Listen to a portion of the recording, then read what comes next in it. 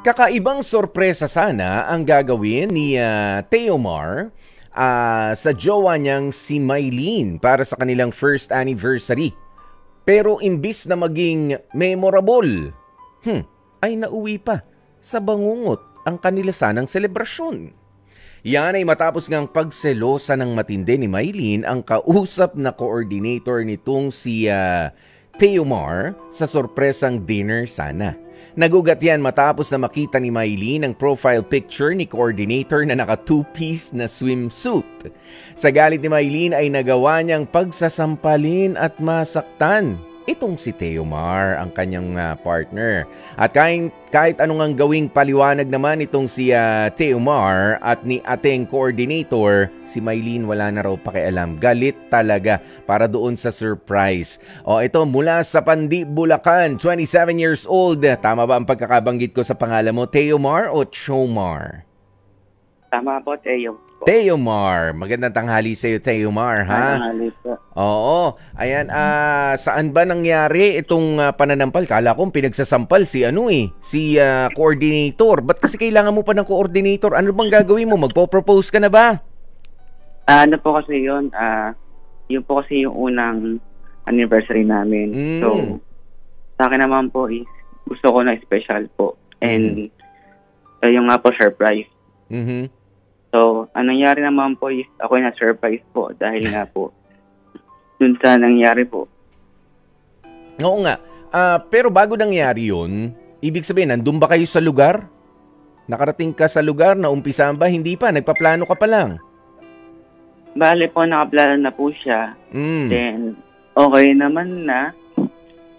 Then, yung po, nangyari is bakit may pagtingin sa FB account nung coordinator itong si Mylene? Bale po, di ba po, ganun po sa resto. So, game ng coordinator or something sa kausap para ma-arrange yung gusto mong surprise.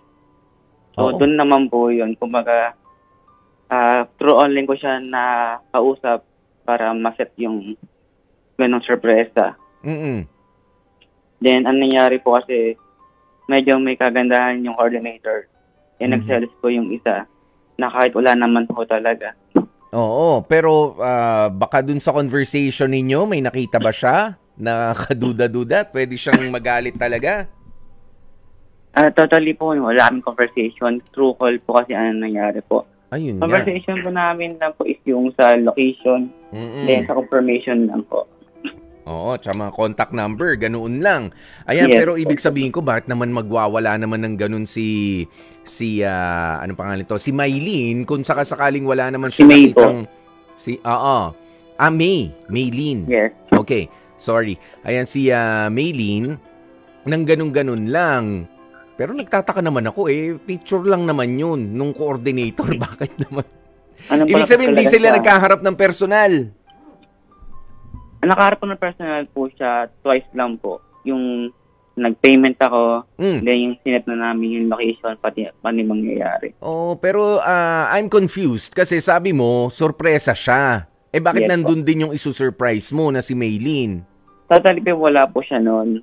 Ang nangyari po kasi that time is malapit din sa yung location. So, ang nangyari po, parang nakita raw niya po ako gano'n. Oh, nakita ka niya. So, sumulpot lang siya ron sa lugar. Yes po. Oh, tapos ayan na. Tapos, kaharap niya na. Ba't naman titignan pa yung profile picture? Ha? Paano po? Oo. Kaharap niyo na. Bakit naman nung nakita pa yung profile picture, tsaka lang nag-react ng violente si Mylene? Ayun po, hindi ko rin alam. Kasi sadyang may toyo talaga din po talaga siya minsan. Ayan. So ngayon, doon ka ba mismo na pagsasampal at nasaktan, Theomar, doon sa lugar na pinangyarihan kung saan kayo nag-uusap? Yes po. Totally, maraming tao doon. Ayun nga, yung bigla niya ako sinampal. Inaway. Pati yung coordinator, inaway niya.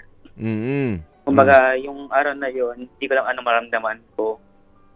Parang gumuho lahat, napahiya pa ako dahil sa nangyari. Yan. O sige, so ngayon, ano ang gusto mong mangyari? Ngayon ba nakapagpaliwanag ka na kay Maylene? Bali, sinusubukan ko magpaliwanag sa kanya, sinusuyo ko siya kung anong ginagawa ko. Pero siya po yung mismo yung ayaw ko mausap sa akin. Hindi pa naman ang dahilan. Hanggang ngayon, gaano nakatagal? Kasi ang anniversary po namin is June 5. Almost 2 weeks. Magko 2 weeks na rin po. 2 weeks, nakatahimikan lang at ayaw talaga makipag-usap nitong si Yes, Maylene sa'yo. Ayan, pero doon sa lugar naman, naunawaan ka naman ba ng coordinator? Yes po. Pati yung mga coordinating po kinausap ako. Oo, na naging ganoon si Maylene, ano? At syempre may eksena pa hanggang sa paglabas. Ibig sabihin, hindi ka na doon ka ba inabot ng kanya mga sampal-sampal? Hindi naman. Opo. Doon po talaga. Doon sa loob na yon. Pero, 'di ba? That's one way na makikilala mo rin kung sino yung partner mo. Pero syempre, dalawa yung angulo na ayaw niyang mapupunta ka talaga sa iba. Nga lang, mali, sintonado yung pagdududa niya. So sa ngayon, ikaw ba ay merong mensahe para doon sa doon sa lugar kung saan napahiya ka, sabi mo, doon sa coordinator, syempre she also deserves at yung lugar some kind of apology rin. Although naiintindihan naman daw nila. Una po doon sa tag-reservan ko ng resto, then sa coordinator na kinausap ko po, pasensya na ho and sorry talaga sa nangyari. Hindi ko siya alam na ganun mangyayari and ganun magiging mood niya or attitude niya that day. Then sa mga tao naman po na nandun sana, is wag niyo sana po ko husgahan dahil din sa nangyari ho. Yung una-una po i-clarify ko na wala kaming relasyon ng coordinator. Nakasunan talaga siya dahil doon nga po sa special na araw na yon, siyempre unang anniversary namin. Oo. So gusto kong maging special ho talaga para sa aming dalawa. Kasi hindi rin naman natin alam kung may boyfriend o may karelasyon yun na baka, alam mo na, wala naman kaya nag-video sa paligid nung eksena. Hindi ko na po sure kasi magulo na-blank ko na, na po talaga na po ako noon. Nag-blackout na rin po talaga sa nangyari din. At syempre, panghuli, ano ang gusto mong mga sabihin para dito naman kay Maylene? At Maylene, sana nakikinig ka naman. Ito ay panawagan. Surprise pala yung ina-arrange sana nitong si Theomar. Pero ang suma total, habang nakikipag-usap doon, akala niya ay may pinopormahan ka doon sa lugar na yun. Tama? Theomar? Akala po niya kasi is pinopormahan yung coordinator. Yung coordinator dahil, aminado naman si Theomar, medyo may itsura. Appealing naman yung datingan nung coordinator. Pero buti na lang, hindi na sila nakigulo pa doon sa, may delivery ka. May Shopee. Pasensya na po. May dumating. Tignan mo nga, baka nandyan. Dali lang. Okay. Ayan. Pero sa mga kapatid nga natin, ganyan yung nangyari. Surprise sana, pero siya ang nagulpi di gulat. Alam mo yung sabi na yon? Ito talagang nagulpi at nagulat sa nangyari. Sige. Pero ito na rin, ang pagkakataon mo naman, Theomar, para to speak your mind. Sabihin mo na at magpaliwanag ng mga bagay na gusto mong sabihin dahil for 2 weeks now, ay hindi siya pinakikinggan daw, mga kapatid, ni Maylene. Ang kanyang susurpresahin sana na partner niya at nag-anniversary sana sila noong June 5. Kaya ito na ang pagkakataon mo, kausapin mo si Maylene o si Maylene. Theomar, go ahead. B, sana kausapin mo na sana ako dahil unang-una wala akong masamang intensyon. Dalawa, coordinator natin yon. Surprise ako talaga yung para sa'yo dahil yan ang unang anniversary natin. Then,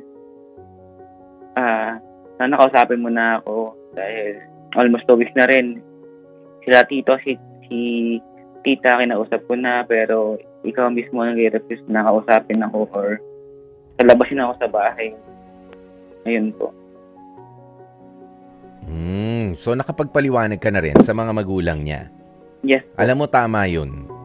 Tama yun, Teomar. Nagpaliwanag ka na kung ano talaga yung nangyari para kahit papaano, no? At ako naniniwala na nandun sa loob ng bahay nila, kahit papaano, meron na ring nagpapaliwanag sa kanya. Basta ikaw, Teomar, ha? Totoo yung mga sinasabi mo, ha? Sa amin dito. Yes po, totoo po. Oo, totoo yan na meron ka lang pinaghahandaan na ano kasi meron akong kakilala dati, kunyari coordinator daw pero talagang sinusundo niya pa yung ano. Oo, sinusundo pa yung coordinator kuno. Oo, pero yung pala meron din talagang relasyon. Basta ikaw, totoo yan ha, Teomar. Opo. Okay.